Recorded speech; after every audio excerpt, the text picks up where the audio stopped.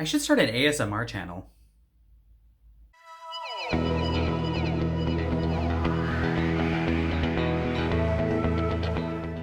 Hello, good morning. It's nice to see you today. That's actually a ridiculous thing to say. I can't see you.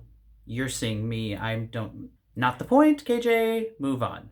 So today I wanted to talk about something that came up during my therapy session that really kind of rattled me a little bit. Is rattled the right word? Is that what I want to say? It gave me something to think about. So I've brought up before that there are a lot of things from my more formative years, my childhood, my adolescence, my early college days that brought me to where I am now in some very positive ways, really helped me to see where it is I've been, and kind of showed me who I was going to one day become, which is amazing. However, a lot of it's based in trauma.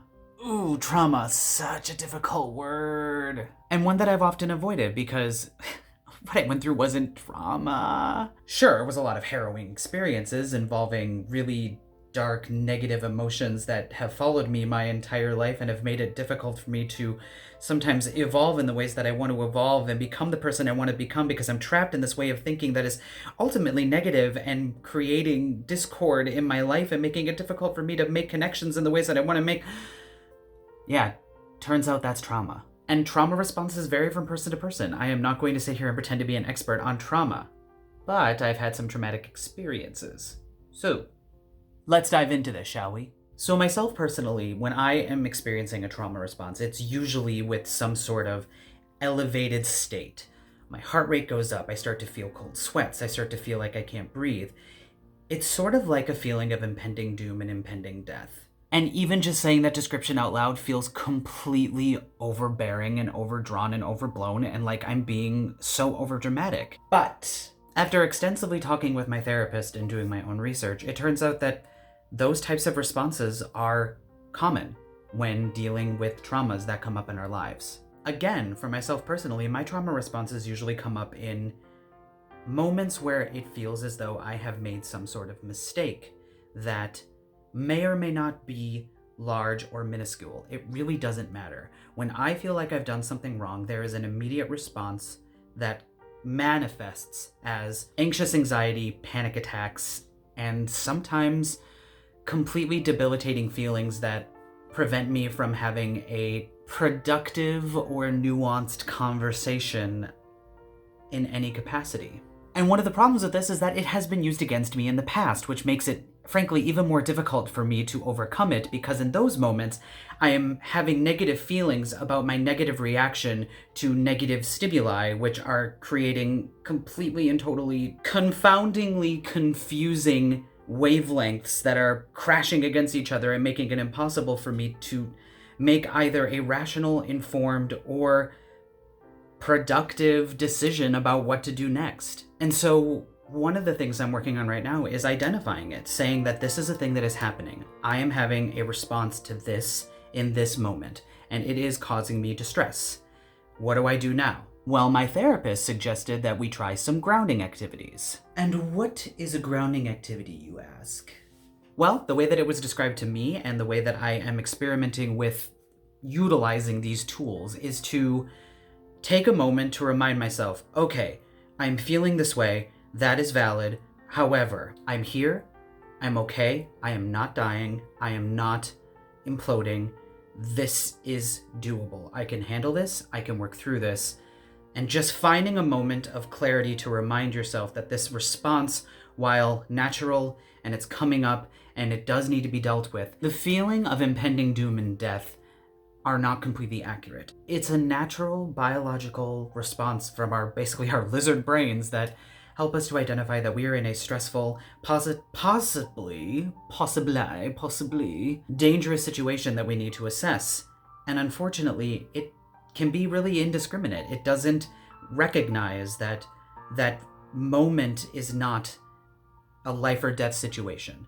But we start to feel like it is, and it becomes difficult to find that grounding foundational space. And so, that is what I'm working on right now. Because in order for me to move forward and to grow in the ways that I want to grow, I need to be able to not only find ways to ground myself in those moments. Is the response that I'm having right now due to the fact that I feel a certain way because of things that were done to me in the past. The ways in which I was made to feel that perfection was key. If there was a weakness or a moment where somebody really did legitimately do something wrong, it was a pile-on. It was a moment for everybody to turn their attention to that person because now that individual is getting all of the blame for something, so that now I no longer am getting the blame or being piled on. And frankly, I was on both sides of that growing up, so I know how it feels to be on either side of that. And it is a part of my past and my upbringing that I have been really working to remove myself from for a very long time, and I'm only now really starting to scratch the surface at almost 32 years old. It's a lot of work, and it's all wrapped up in coming out as non-binary, coming out as genderqueer, being more authentically myself. And that's what I'm working on focusing on, because my wellness journey at the moment is based very much internally.